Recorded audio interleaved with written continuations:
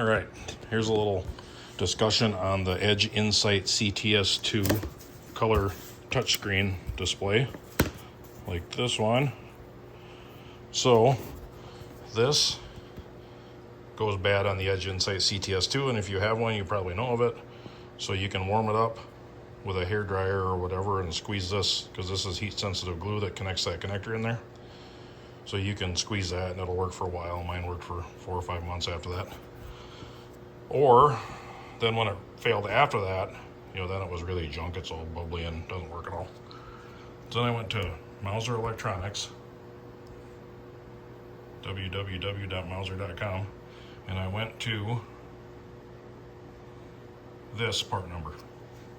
So if you pause it, find that part number on Mauser.com, order one of these. This is a 5.5 inch TFT color touchscreen.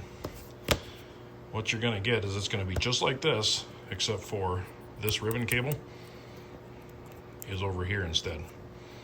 So I'm not going to show you how to take this thing apart because mine's already back in the truck. There's videos you can find on the internet of how to take these apart. It's pretty simple.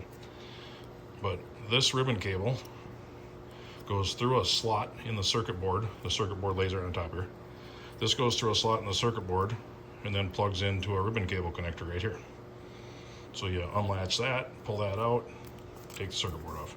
Put the new one in, because the new cable's over here, so how does that get to there? It doesn't. The circuit board has 2 slots. There's another one here. There's a slot here, a slot here. This slot is for this cable. The slot on the circuit board over here is for this cable. Put it through this slot. There's another ribbon cable connector, just like the one that's here on the circuit board. There's one here. So unlatch the little black retainer, open it up. Take your ribbon cable, stick it through this slot instead of that one. Plug it into this connector instead of that one. On the circuit board, not on this flat thing.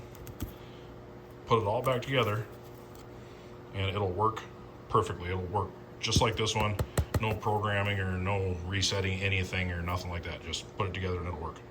The new screen is really crisp and vibrant. Its touchscreen works great, and it's probably just because it's newer.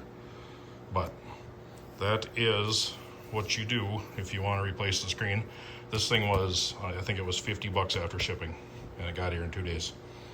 So if your touchscreen on your Edge Insight CTS2 is bad, and you don't want to spend whatever they are, $700 or $800 for a CTS3, and maybe not have your sensors all working like they did before, and you want to fix your old one, $50 replace your screen, and you'll be all set up just like brand new.